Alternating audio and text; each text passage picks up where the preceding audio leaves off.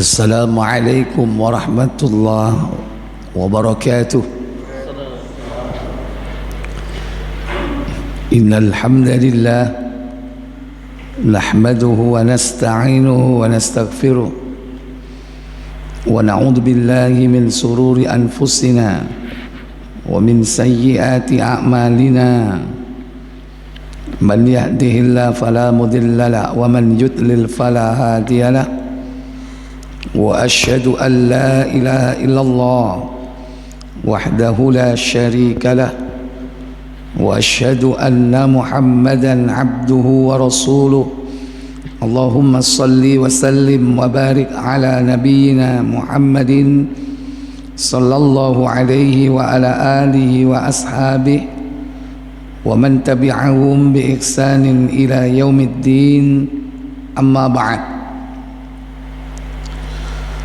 Puja dan puji syukur kita panjatkan kehadiran Allah yang telah melimpahkan nikmat kepada kita semua pada malam yang berbahagia ini, dipertemukan dalam keadaan sehat wal afiah. Semoga Allah Jalla wa Ala memudahkan kita memahami ayat yang kita akan pelajari, sunnah hadis yang akan kita kaji. Demikian pula Allah semoga memudahkan kita untuk mengamalkannya serta istiqamah di dalamnya, di dalam iman, ilmu dan amal hingga akhir hidup kita di dunia ini.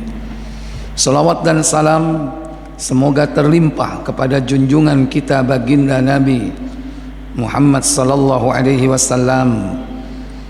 Demikian pula untuk keluarga beliau, keturunannya, para sahabatnya dan seluruh pengikut-pengikutnya hingga tibanya hari pembalasan. Bapak Ibu, saudara-saudari sekalian, malam ini kita akan mengkaji tafsir tentang surah At-Taubah ayat 36. Ayat ini berkaitan dengan penetapan bulan suci, di mana Allah tabaraka wa ta'ala menetapkan dalam setahun itu ada 4 bulan suci. Dan penetapan ini jauh sebelum Allah menciptakan Adam alaihissalam. Bulan-bulan suci inilah bulan yang kita diperintahkan untuk mengagungkannya, karena Allah sendiri mengagungkannya. Di antara bulan suci itu yaitu bulan Rajab yang sekarang kita berada di dalamnya. Kita buka surah At-Taubah, surah ke-9 ayat 36. Allah Jalla wa Ala berfirman, Inna iddatash syuhuri indallahi 12 syahra 12 syahran fi kitabillahi yawma khalaqas samawati wal arda minha arba'atun hurum Dzalika dinul qayyim. Sampai di situ. Apa kata Allah Jalla wa Ala? Sesungguhnya bilangan bulan di sisi Allah ialah 12 bulan. Dalam ketetapan Allah di waktu Allah menciptakan langit dan bumi, di antaranya 4 bulan haram. Itulah ketetapan agama yang lurus. Ya. Maka janganlah menganiaya dirimu dalam bulan yang 4 itu. Ya. Inna iddatash syuhuri, sesungguhnya perhitungan bulan dalam 1 tahun, indallah, di sisi Allah, 12 syahra, ada 12 bulan. Setahun 12 bulan itu berarti sudah ditetapkan Allah, bukan penemuan ahli fisika, bukan penemuan ahli astronomi, Allah yang sudah tetapkan. Kapan itu ditetapkan oleh Allah? Yauma khalaqas samawati wal arda, tatkala Allah menciptakan langit dan bumi. Adam sudah ada atau belum? Dulu mana langit dengan Adam? Dulu mana bumi dengan Adam? Berarti Adam yang keberapa? Yang keberapa Adam? Buka Muslim 2388. Allah menciptakan bumi hari Sabtu. Disebutkan di situ dengan turab. Turab artinya tanah, yakni bumi. Karena disitulah Allah kemudian menancapkan gunung. Karena gunung itu ditancapkan di bumi pada hari Ahad. Silakan 2388.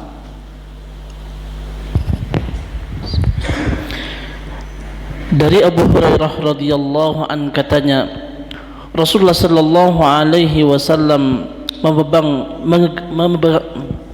memegang tangannya, lalu beliau bersabda. Apa sabda beliau?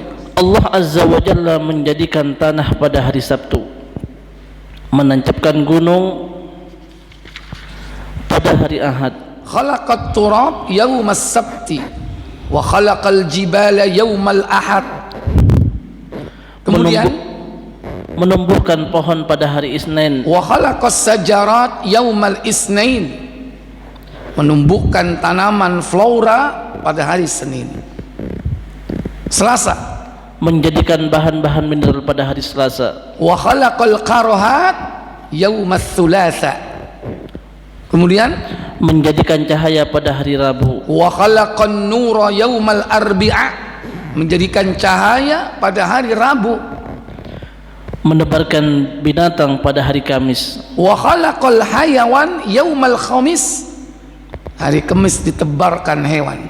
Kemudian dan menjadikan Adam alaihi salam sesudah asar pada hari Jumat, setelah selesai terciptanya seluruh makhluk, dan pada saat terakhir di hari Jumat antara asar dan malam. Wa khalaqa Adam yaumal jumu'ati ba'dal asri ilal lail. Kemudian Allah menjadikan Adam hari Jumat selepas asar sampai malam. Setelah seluruh makhluk tercipta, baru Allah menciptakan Adam. Berarti yang paling apa berarti? Terakhir itu Adam. Langit sudah berjalan, perputaran benda-benda langit sudah berjalan. Zaman beredar sejak saat Allah menciptakan langit dan bumi sampai hari ini tidak berubah. Setahun 12 bulan. Sekarang baca tafsirnya.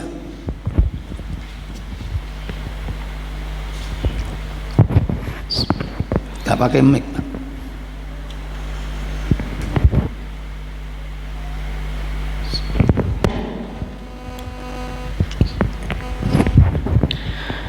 Imam Ahmad berkata, Ismail meriwayatkan kepada kami, Ayub mengabarkan kepada kami, Muhammad bin Sirin memberitahukan kami dari Abu Bakrah bahwasanya Rasulullah sallallahu alaihi wasallam menyampaikan khutbah pada saat haji seraya bersabda, ketahuilah bahwa zaman berputar seperti keadaannya pada saat Allah menciptakan langit dan bumi. Iya.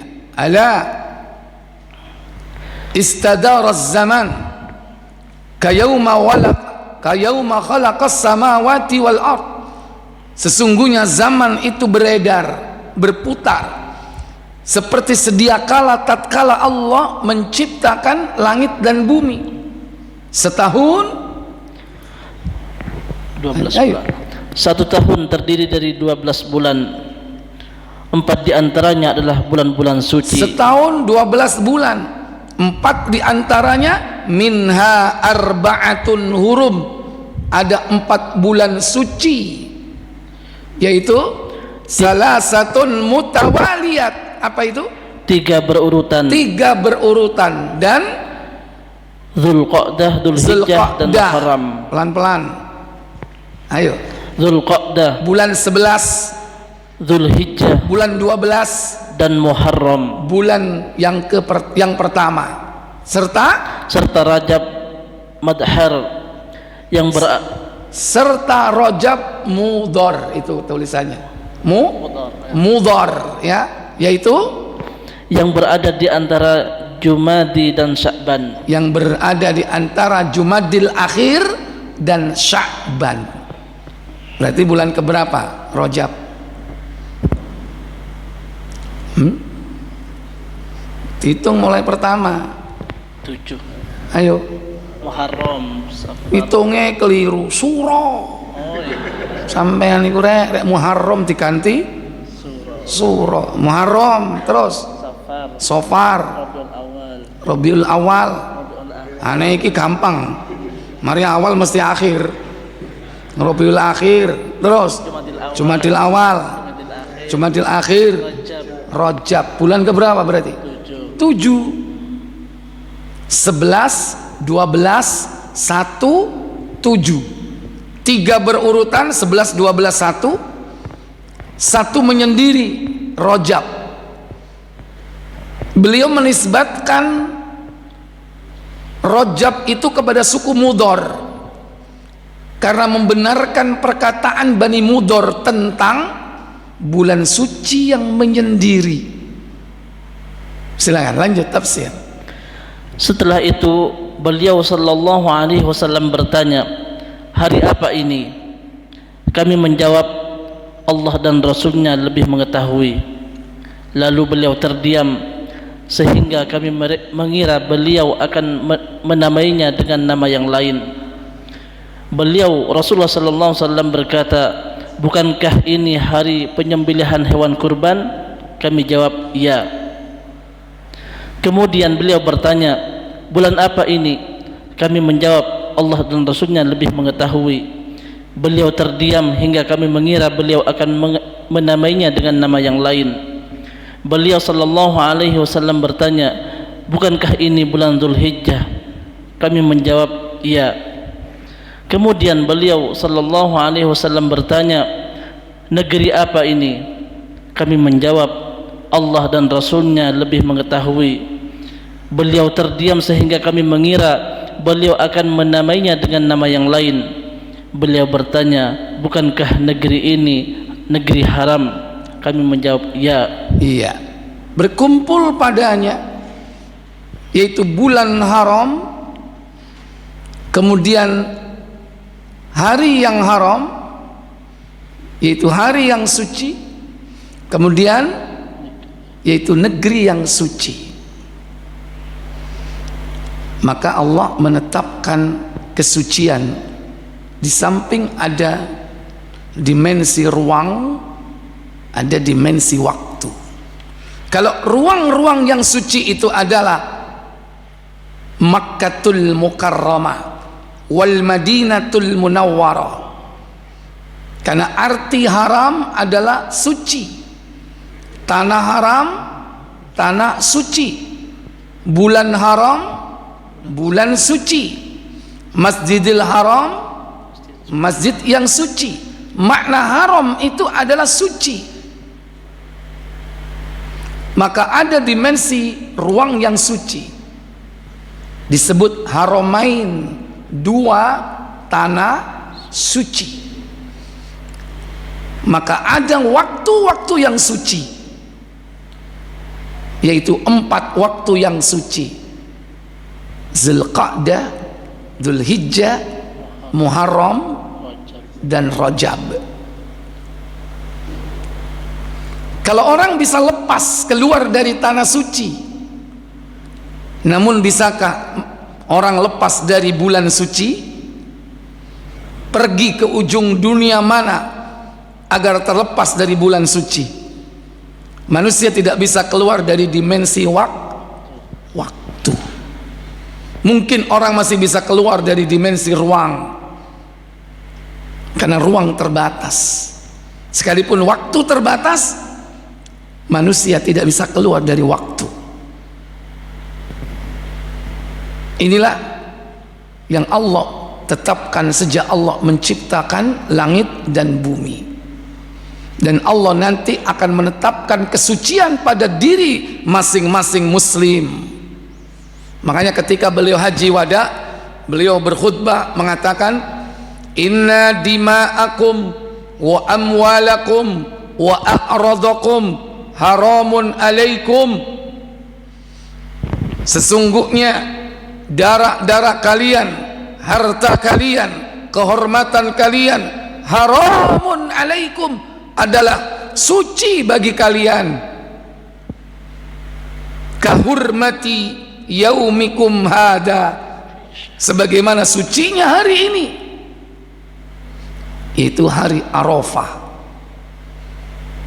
Fi syahrikum hada, sucinya bulan ini, yaitu bulan Dzul Hijjah. Wa fi baladikum hada, dan sucinya negeri ini, yaitu tanah Arafah. Baru kemudian beliau berkhutbah. Isi dari khutbahnya itu menetapkan penghapusan tebusan darah.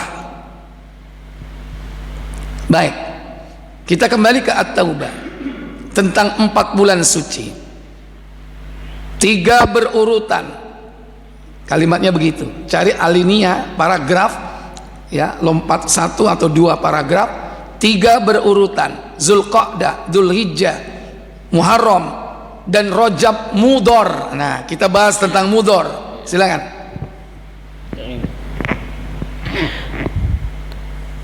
Yang hadis belum. Jangan, biarkan kertas dulu. Enggak Pak, kebanyakan Pak. Kebanyakan. Nah, cari yang sebelah kanan, nah itu. Alinea bawahnya. Nah, firman-Nya, minha arba'atun hurum, di antaranya 4 bulan haram. Ini juga yang dilakukan oleh orang-orang Arab pada zaman jahiliyah. Zaman jahiliyah mereka sudah mensucikan bulan itu, cuman mereka lebay. Lebaynya apa? Bulan suci yang mestinya 4 ditambah 4 jadi 8. Orang-orang kafir Quraisy yang mereka disebut dengan Al-Basaw ini. Lanjut. Mereka mengharamkan bulan-bulan ini kecuali sekelompok dari mereka yang disebut dengan Al-Basal, di mana mereka mengharamkan 8 bulan dalam setahun karena sikap mereka yang berlebihan. Sedangkan sabda Rasulullah sallallahu alaihi wasallam 3 berurutan. Zulqa'dah, Dzulhijjah, dan Muharram. Serta Rajab Mudhar yang berada di antara Jumadi dan Sya'ban. Iya, beliau menisbatkan. Lanjut.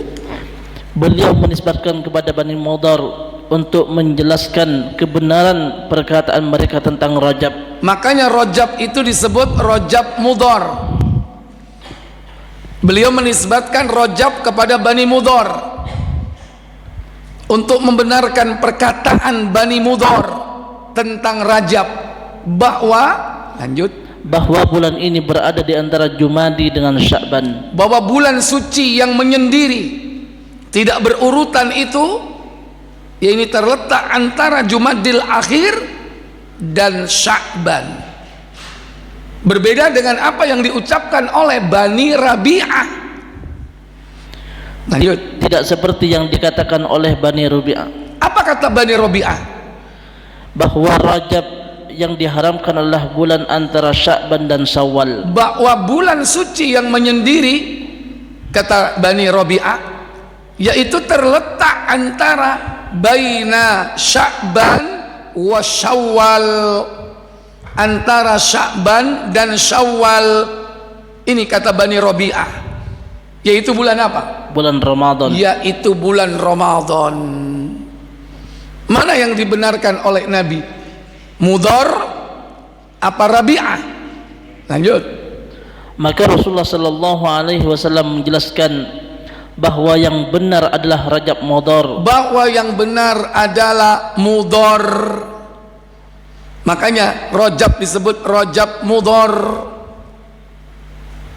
Rabi'ah tidak dibenarkan dari kalangan mereka yang mengatakan bahwa bulan suci yang menyendiri itu antara Sya'ban dan Syawal, yaitu Ramadan.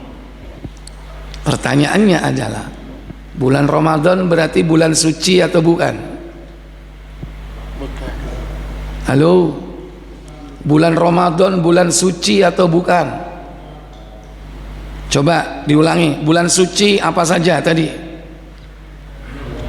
Zulqa'dah, Dzulhijjah, Muharram, Rajab. Saya bingung, bulan Ramadan termasuk bulan suci apa enggak? Terus apa mau menengahi? Soalnya kebiasaan didoktrin bulan suci Ramadan. Ramadan bukan bulan suci. Bulan apa bulan Ramadan? Wis engko nek Ramadan baru bahas iku. Kasik lah nek saiki ditutokno. Sekarang bahas bulan suci dulu. Bulan suci sudah jelas 4 bulan. Baik, sekarang sudah tahu mana bulan suci. Apa yang dilakukan saat bulan suci itu? Lanjut tafsirnya. Bulan-bulan haram itu adalah 4 bulan, yang 3 berurutan dan yang 1 terpisah. Berkaitan dengan pelaksanaan ibadah haji dan umrah. Berkaitan dengan pelaksanaan ibadah haji dan umrah. Ini kaitannya dengan haji dan umrah. 4 bulan suci itu, yaitu, maka sebelum bulan-bulan haji diharamkan 1 bulan, yaitu Zulqa'dah. Agar apa? Karena pada saat itu mereka berhenti dari peperangan. Nah, untuk menghormati bulan haji atau ibadah haji, maka sebulan sebelum bulan Dzulhijjah, yaitu bulan Zulqa'dah, mereka harus berhenti dari peperangan. Maka tidak boleh ada bentuk mobilisasi militer apapun. Berhenti perang. Untuk apa? Menghormati para hujaj, para ibadah haji, supaya mereka berangkat ke tanah suci sebulan sebelumnya dalam keadaan aman.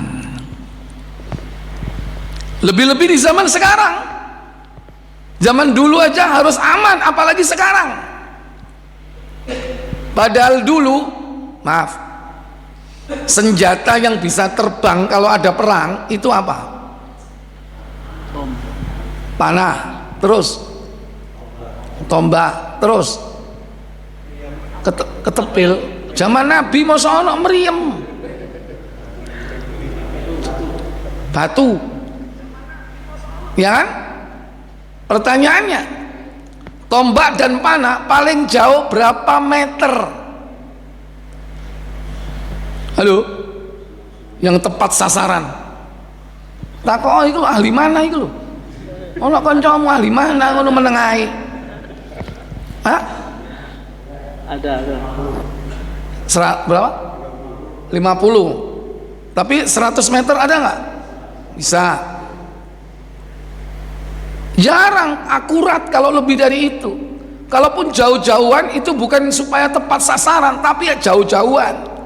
Fly shoot ya, berapa sekarang pemecah rekor fly shoot? Berapa? 500 meter, gak sampai 1 kilo. Ya, itu padahal zaman Nabi berhenti perang, takut nanti apa? Ada peluru nyasar, maksudnya anak panah nyasar ketika orang haji, karena ada perang. Lah kalau di zaman sekarang harus lebih hati-hati malah. Kenapa? Karena senjata bisa melesat sampai berapa kilo? Halo, rudal sampai berapa kilo? Balistik lah itu. Makanya lebih-lebih sekarang harus apa? Diperhatikan, berhenti total sudah. Nggak boleh ada perang kalau bulan Rajab itu, berhenti. Tapi saya tetap dilakoni nggak? Wong apa? Siapa yang sekarang masih perang? Mereka yang mengobarkan api peperangan. Maka pihak yang diserang hanya bisa bertahan. Tapi yang memobilisasi militer untuk menyerang ini sudah melanggar kesucian bulan haram. Berhenti supaya mereka yang melaksanakan haji berangkat tenang, ketika haji pun tenang, dan demikian pula pulang sebulan sesudahnya. Lanjut. Dan diharamkan bulan Dzulhijjah karena mereka melaksanakan ibadah haji, dan diharamkan 1 bulan setelahnya Muharram agar mereka bisa pulang ke negeri mereka dengan aman. Supaya pulang dalam keadaan aman. Untuk apa? Menghormati bulan suci, menghormati para hujjaj, orang yang beribadah haji. Adapun Rajab yang menyendiri, kenapa mereka juga harus berhenti dari perang? Yaitu diharamkan Rajab yang berada di tengah tahun untuk memudahkan orang-orang yang berada di pinggiran Jazirah Arabia jika ingin umrah atau berziarah ke Baitullah, mereka bisa melakukan dan kembali ke negerinya dengan aman. Iya, jika mereka hendak melaksanakan umrah di bulan Rajab, mereka berangkat dan pulang dalam keadaan aman. Bulan Rajab, karena banyak peziarah untuk melaksanakan ibadah umrah.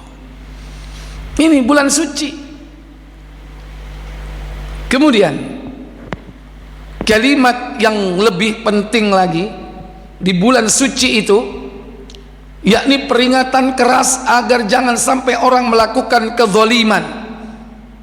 Makanya pada statement Allah berikutnya, fala tadlimu anfusakum fala tadlimu fihinna anfusakum. Silakan.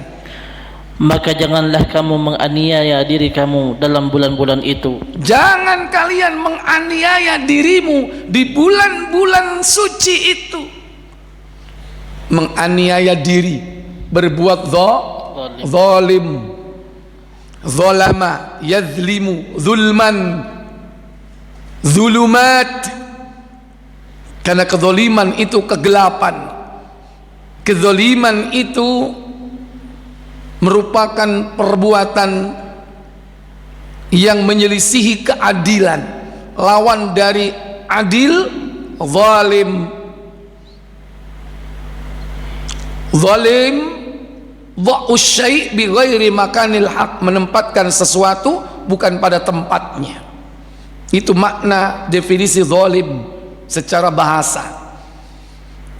Dan zalim itu adalah seluruh perbuatan maksiat, itu merupakan kezaliman. Maka jika itu dilakukan di 4 bulan suci ini, Zulqa'dah, Dzulhijjah, Muharram, Rajab, maka akan dilipat gandakan siksanya.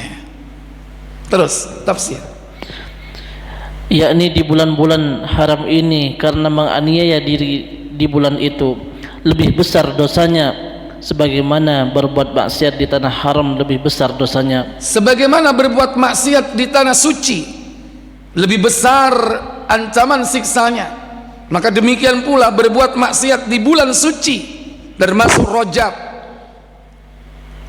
lebih besar ancaman siksanya. Ismail Ibnu Katsir, beliau menukil ayat Allah dalam surah Al-Hajj, itu ayat 25. Lanjut. Berdasarkan pada firman Allah Subhanahu wa taala yang lainnya, wa may yurid fihi bi ilhadim bi dzulmin nudhikhum min adzabin alim. Wa may yurid fihi, barang siapa yang melakukan di dalam bulan suci atau di tanah suci, yang hendak melakukan di dalamnya itu, yakni bi ilhadin bi zulmin, perbuatan jahat secara zalim, Maka apa ancamannya? Kata Allah, nudzikhu min adzabin alim, niscaya kami akan timpakan azab yang pedih.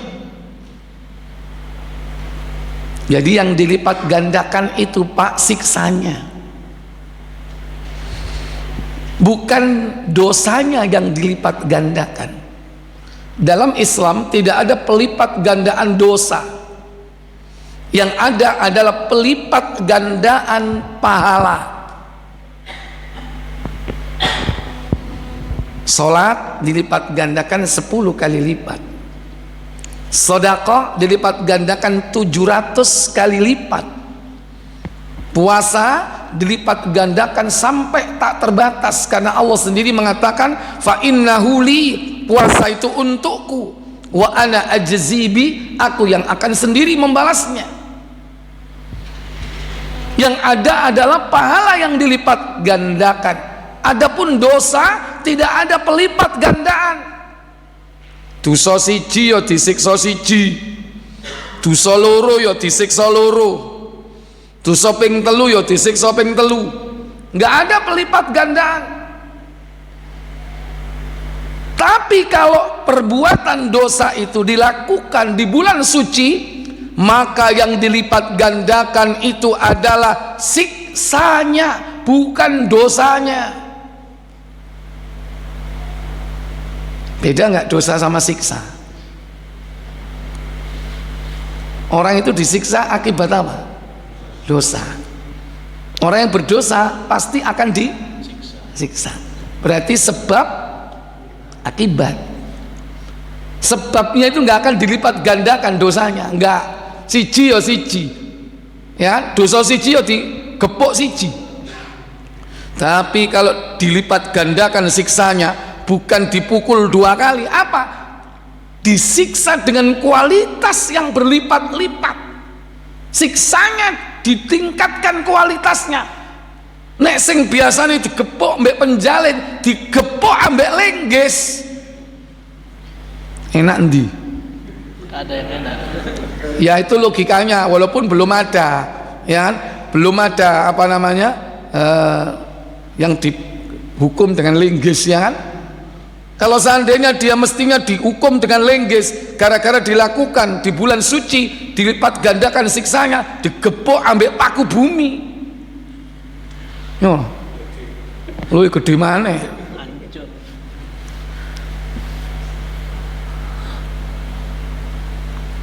Bisa jadi nanti Allah yang akan melakukan siksa itu. Itu nggak ada apa-apanya siksa Allah itu, baru nurunkan api dari langit, membakar los Palisade, ya entek dalam 2 hari. Itu baru belum apa-apa. Allah Jalla wa'ala kalau menghendaki bisa habis semuanya. Dan itu terjadi di bulan suci atau tidak? Terjadi di bulan suci atau tidak? Terjadi di bulan suci.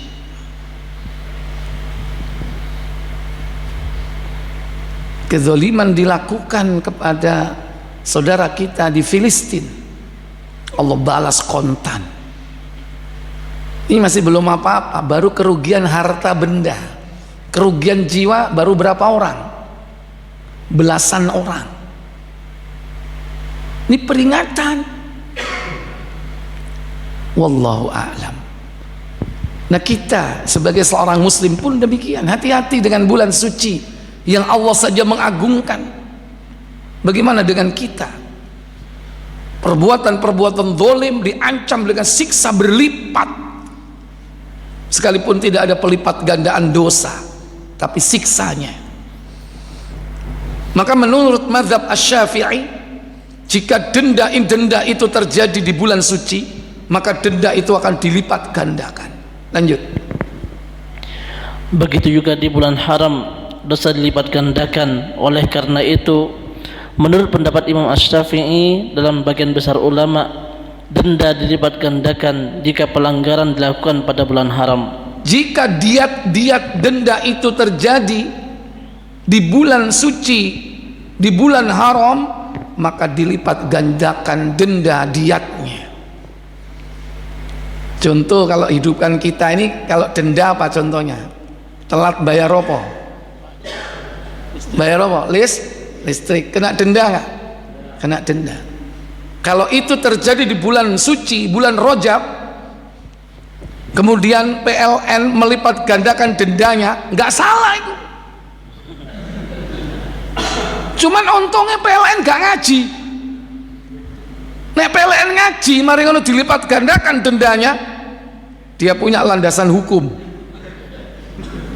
Mangani menengo, jok wara-wara. Ono PLN nang kene.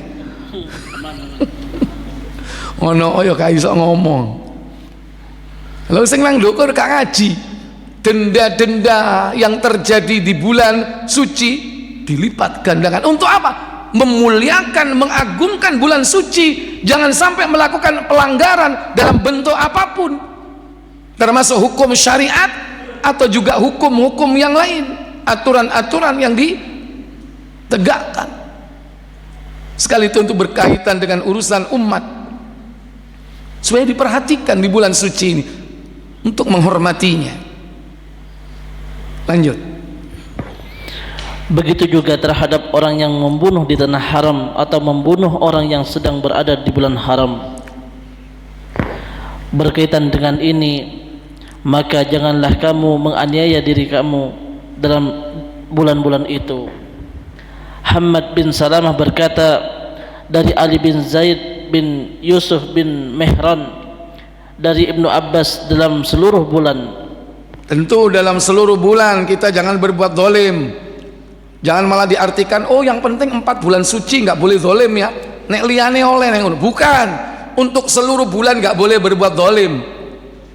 Kemudian Muhammad bin Ishaq berkata, maka janganlah kamu menganiaya dirimu dalam bulan-bulan itu, yakni jangan menghalalkan apa yang diharamkan dan mengharamkan apa yang dihalalkan. Ini poinnya. Maka jangan kalian berbuat zalim di bulan-bulan suci itu, yaitu yuharrimul halal, kau mengharamkan yang halal, wa yuhillul haram, dan kau menghalalkan yang haram. Sing halal diharamno. Contoh, bulan halal diharamkan.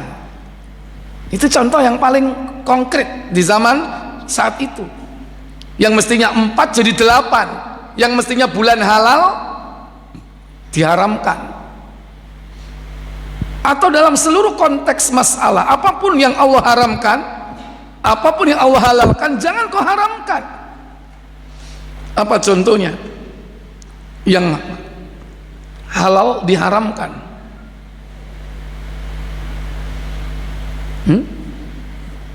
Menikah bulan Suro. Menikah bulan Suro. Menikah di bulan Suro. Halal nggak? Tapi ada nggak yang mengharamkan? Ojo on. Iku bulan sial itu. On kok ono apa-apa. Sebaliknya, yang halal, yang haram dihalalkan. Ada nggak yang haram dihalalkan? Banyak sekali. Itulah termasuk perbuatan zalim. Maka segala macam bentuk kezaliman harus ditinggalkan secara total. Walaupun zalim ini ada bertingkat-tingkat. Pertama, zalamahumullah. Nah, zalamallaha atau yadlimullaha, mendolimi Allah, zalim kepada Allah. Kedua, zalim kepada sesama manusia. Zalama bainan nas, mendolimi sesama manusia. Yang ketiga, mendolimi diri sendiri. Zalama nafsahu, mendolimi diri sendiri. 3 jenis kezaliman ini memungkinkan dilakukan di bulan suci. Pertama, zalim kepada Allah. Dan inilah puncak kezaliman yang disebut dengan zulmun azimun. Apa itu? Syirik. Buka surat 31 ayat 13. Wa il qala Luqmanu libnihi wa huwa ya'idhuhu ya bunayya la tusyrik billah inna syirka la zulmun azim. Apa katanya? 13 ayatnya. Surat 31 ayat 13. Dan ingatlah ketika Luqman berkata kepada anaknya. Kapan? Di waktu ia memberi pelajaran kepadanya. Apa isinya? Hai anakku, ya bunayya, janganlah kamu mempersekutukan Allah. La tusyrik billah, sesungguhnya mempersekutukan Allah adalah benar-benar kezaliman yang besar. Inna syirka la zulmun azim, sesungguhnya kesyirikan itu adalah kezaliman yang paling besar. Syirik. Hati-hati, ini zalim kepada siapa berarti? Allah. Zalim kepada Allah. Dan inilah azlamu zulmin, puncak kezaliman. Allah sebut zulmun azimun. Yang kedua, zalim kepada Allah itu apa? Kufur. Kufur. Kekufuran itu kezaliman kepada Allah. Contoh, buka Al-Ankabut surah 29 tafsirnya. Tafsir itu di belakang tafsirnya. Sing digawa atau baetok ya, semua tafsirnya taruh depan karena nggak harus at-taubah nanti yang dibuka, karena mencetat rono mencetat rene nanti semuanya aja dibawa, kita nggak tahu nanti buka apa lagi. Al-Ankabut surat 29 ayat 68. Dan inilah kezaliman. Hati-hati dilakukan di bulan apa? Di bulan suci. Diancam siksa yang pedih. 29 ayat 68. Wa man azlamu mimman iftara 'ala Allahi kadziban aw kadzdzaba bil haqq أو كذب بالحق لما جاءه أليس في جهنم مثوى للكافرين. Turun ketemu Al-Ankabut 29. Lain itu terjemah, ini tafsir.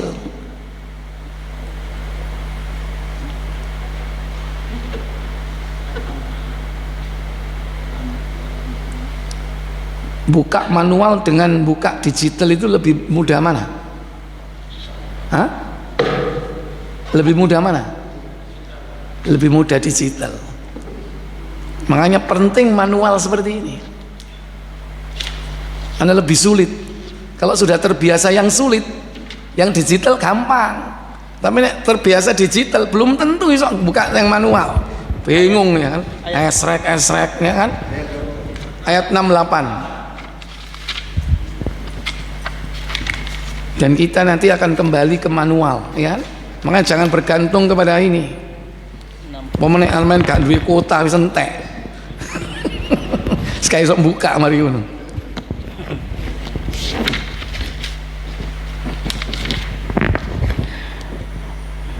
Dan siapa lagi yang lebih zalim? Terjemahkan dulu. 67.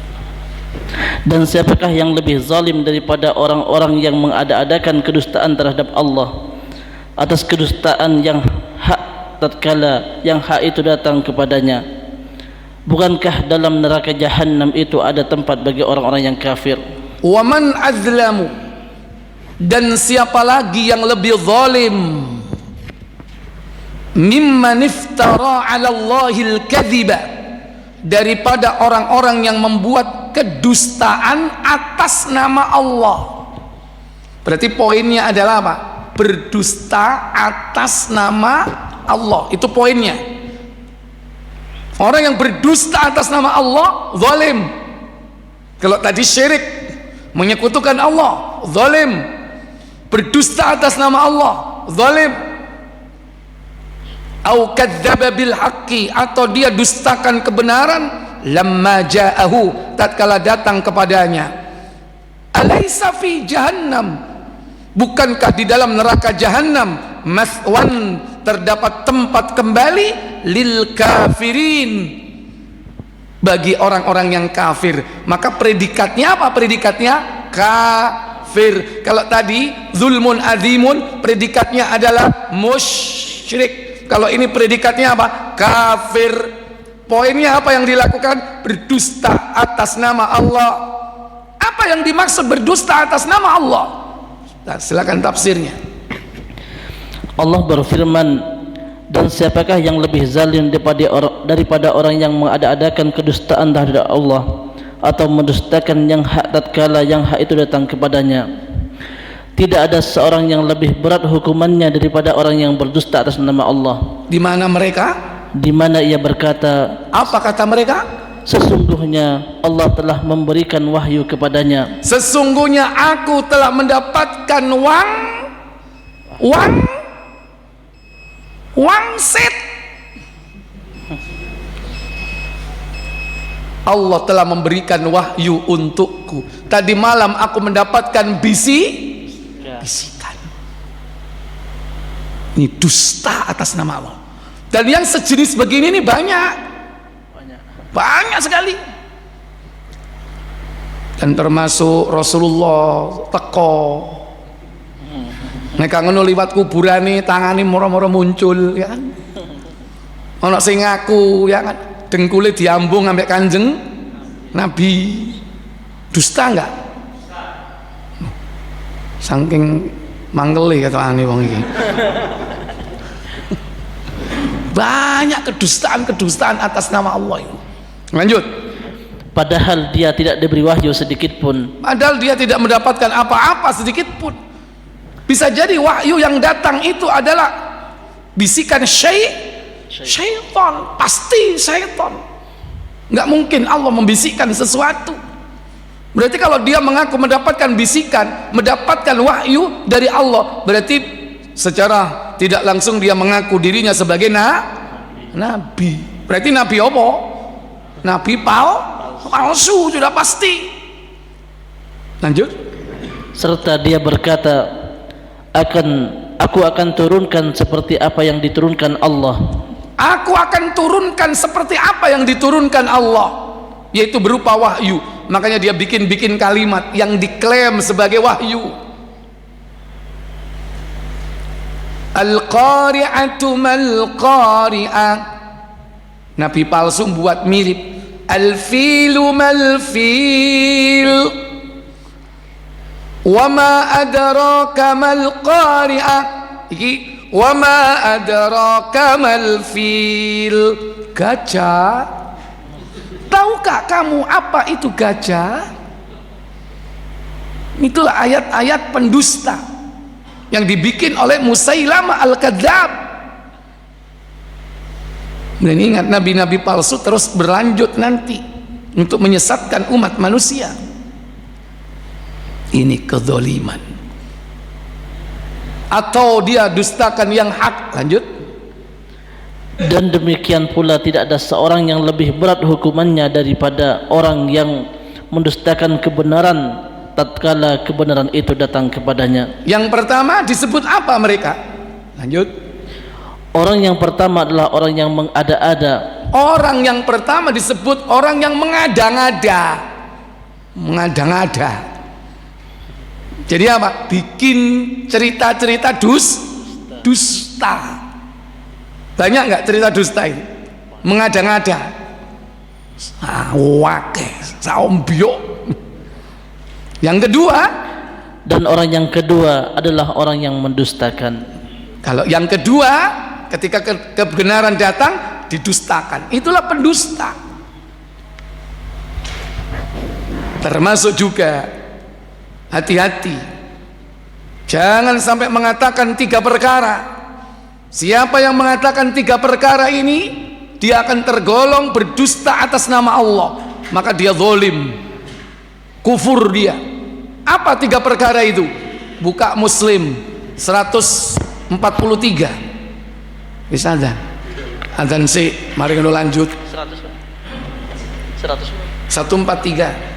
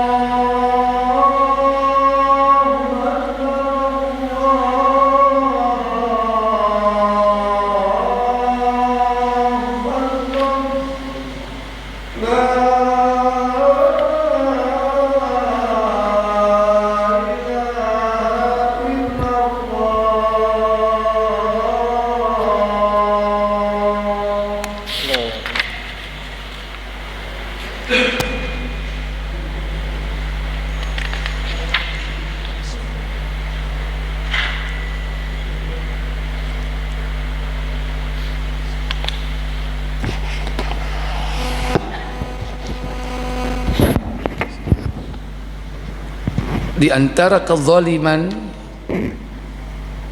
selain daripada syirik yaitu kufur. Kenapa dia kufur?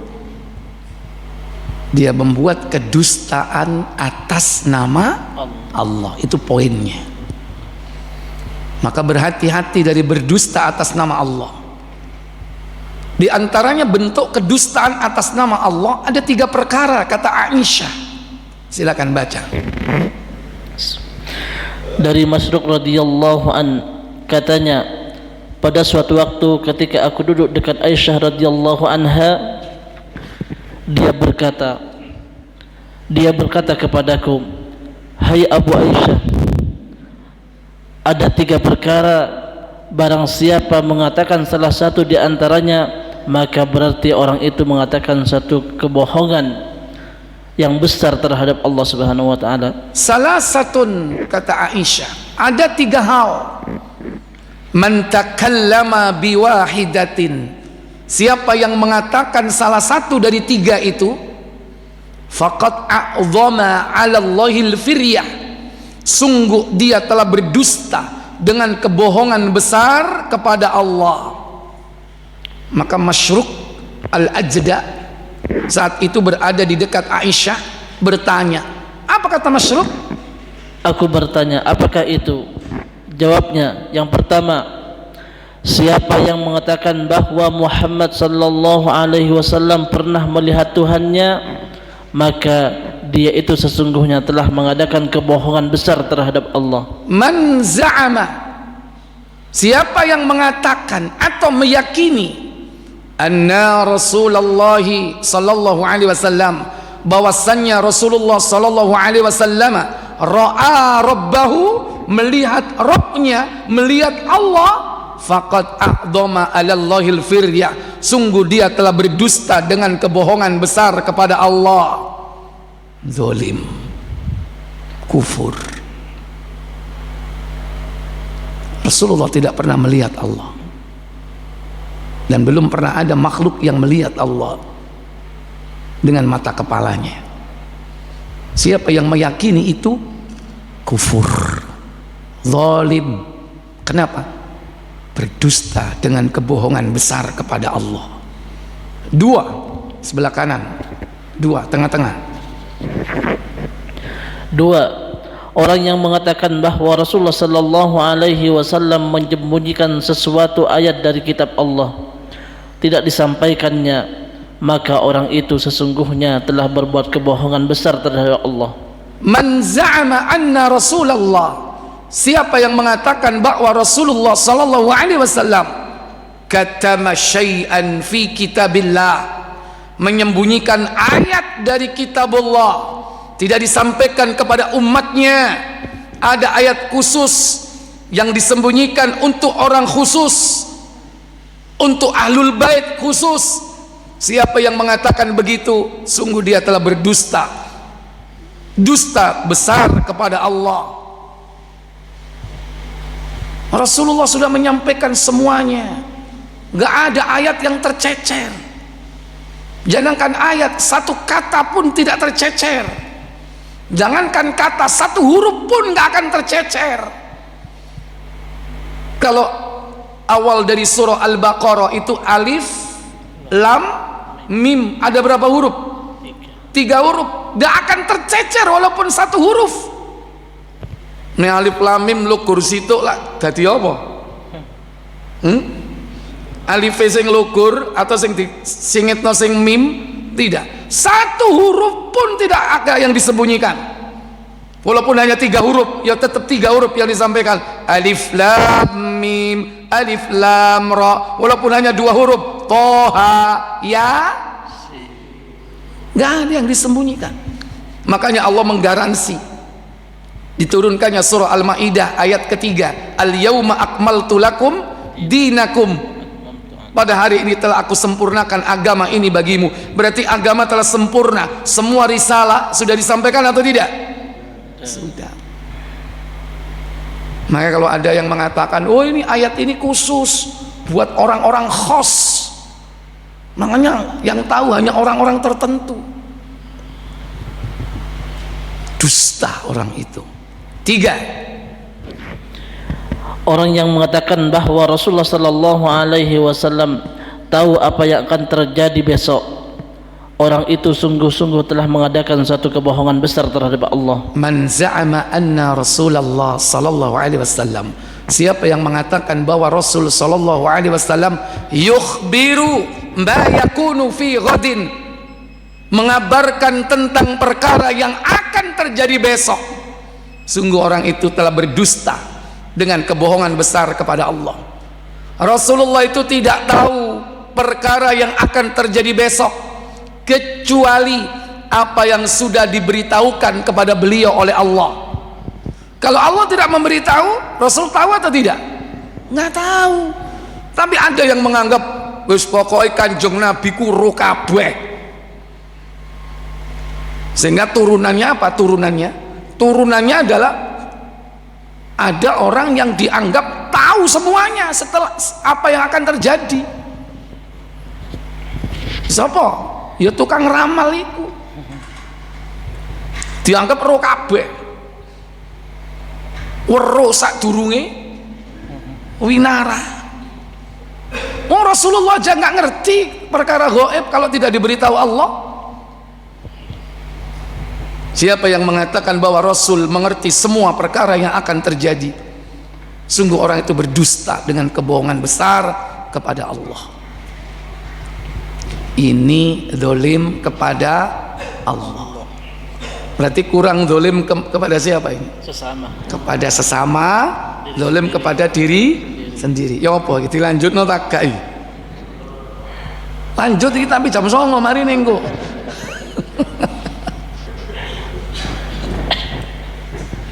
Zalim kepada sesama manusia. Wis singkat ae. Langsung dalile. Buka Muslim 2193. Zalim kepada sesama manusia ini apa? Berkaitan dengan kehormatan. Maaf, berkaitan dengan kesucian.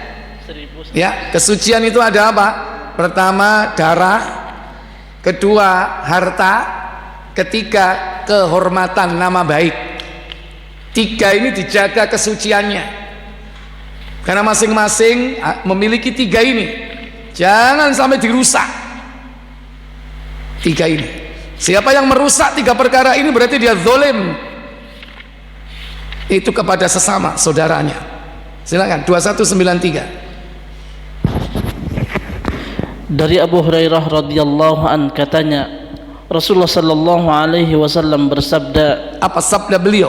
Seorang muslim adalah saudara bagi sama muslim yang lain. Al-muslimu akhul muslim.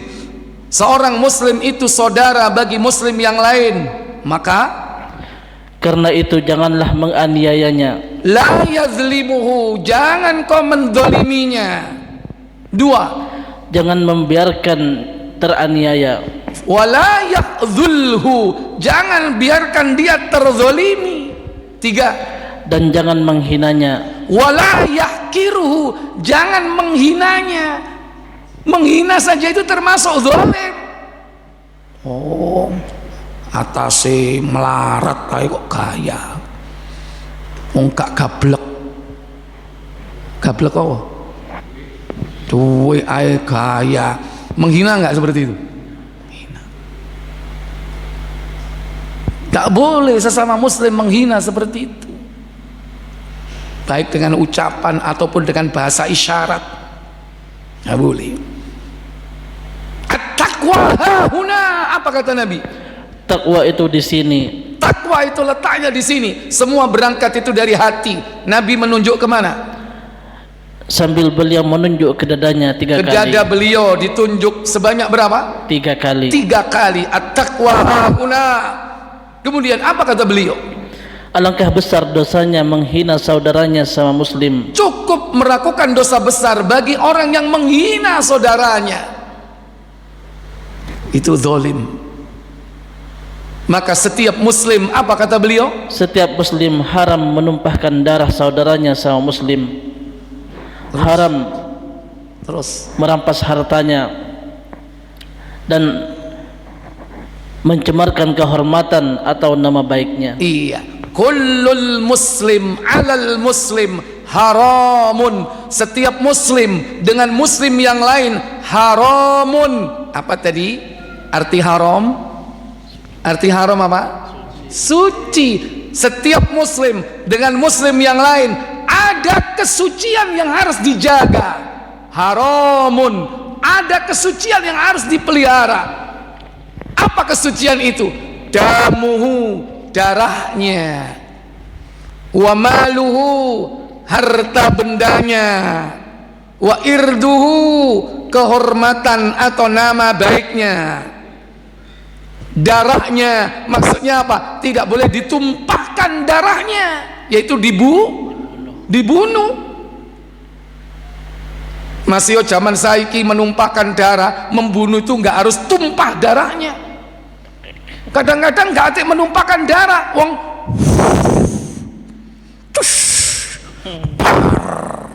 meni wonge melembung apa itu? Menumpahkan darah? Tidak. Tapi tetap sama membunuh. Cuman istilahnya menumpahkan darah, membunuh. Itu berarti telah berbuat zalim, tidak menjaga kehormatan, kesucian saudaranya. Darahnya suci. Wa maluhu, suci harta bendanya, nggak boleh diambil, dicuri, dirampok, dijambret, dientet. Zalim itu. Walaupun hanya 100 rupiah, kau ambil dari saudaramu yang bukan hakmu. Wa irduhu, haram kehormatannya. Apa? Suci nama baiknya, jangan dijatuhkan nama baiknya dengan memfitnahnya, dengan menggunjingnya. Dirasani, kadang diilok-ilokno nang ngarepe wong akeh, dipisui, ngilok-ngilokno entek, ngamek kurang. Hati-hati.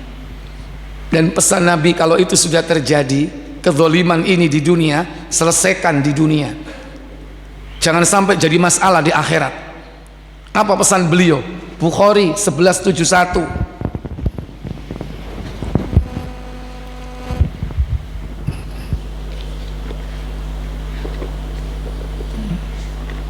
Mintalah kehalalan dan keridhaan kepada orangnya. Mungkin kita tidak sengaja melakukannya, mungkin kita khilaf, atau saat itu kita jahil, masih dalam kejahilian. Sekarang sudah faham, datangi orangnya, selesaikan. Apa kata Nabi? Dari Abu Hurairah radhiyallahu an, Rasulullah sallallahu alaihi wasallam bersabda, apa sabda beliau? siapa yang merusak nama baik dan atau harta benda orang lain, maka minta maaflah kepadanya sekarang ini. Nah, man kana lahu mazlamatun, siapa yang pernah berbuat zalim kepada saudaranya, min irdihi, dari nama baik kehormatan yang dirusak, au mim malin, atau harta yang telah dirusak, diambil, falyatahallalhu, hendaklah minta kehalalan al-yaum, sekarang juga. Maksudnya sekarang, mumpung urip, sebelum datang hari, apa itu? Sebelum datang hari di mana mata uang tidak laku lagi. Iya, qabla ya'ti yauma la dinar wala dirham, sebelum datang hari tidak ada dinar dan dirham, sebelum datang hari mata uang tidak berlaku. Kapan itu? Hari kiamat. Sudah nggak ada uang, yang ada adalah amal soleh. Makanya mumpung uang berlaku sekarang, selesaikan. Kalau punya duit, cak, sepurani cak yo. Loh, apa sampean? Sepurani aku, biyen sing nyolong HP-mu iku aku, cak. Nah terus nanti HP nih, iki cak. Saya urip mati, cak. Sampean ikhlas noyo, kak. Aku njaluk mau tukokno, gantenono sing anyar. Dan kita punya duit, diganti nggak? Halo? Timbangannya pahala niku dijupuk nang akhirat. Kadang-kadang kita tidak mau menyelesaikan di dunia, kita punya duit, diganti nggak? Ganti, selesaikan. Gicak tak tunggu oleh sing anyar, yo suwun yo sampean ikhlas oleh sing anyar, ikhlas. Pertanyaannya, antum berani nggak seperti itu? Hah? Menyelesaikannya di dunia ini. Tapi kan mumpung masih punya duit, kalau di akhirat sudah nggak ada lagi, apa yang mau ditutup dari kezaliman itu? Tidak ada yang bisa menutup kecuali pahala. Apa kata Nabi? Kalau dia punya amal baik, kalau ia mempunyai amal baik, sebagian dari amal baiknya itu akan diambil. Iya. Fayakhudhu ajra amalis salih biqadarin mazlamati, diambil pahala amal solehnya sesuai dengan kadar kezaliman. Ya delok regane piro HP niku. Sekadar itulah nanti akan diambil pahalanya. Sesuai apa? Sesuai dengan kadar aniaya yang telah dilakukan. Kalau sudah nggak ada pahalanya, apa yang terjadi? Kalau ia tidak mempunyai amal baik, maka dosa orang lain itu diambil dan ditambah kepada dosanya. Dosa orang yang terdolimi itu akhirnya ditimpakan kepada yang mendolimi. Belum lagi kalau siksanya di bulan suci, kalau itu dilakukan, dilipat gandakan siksanya, pahala bisa habis. Yang ketiga, zalim kepada diri sendiri. Apa contohnya? Contohnya tidak bersyukur kepada Allah. Dikasih nikmat gak bersyukur, berarti orang itu telah mendolimi diri. Contoh Yahudi, dikasih nikmat, dikasih makanan dari langit, gak seneng, protes kepada Nabi Musa, pengen makanan dari bumi.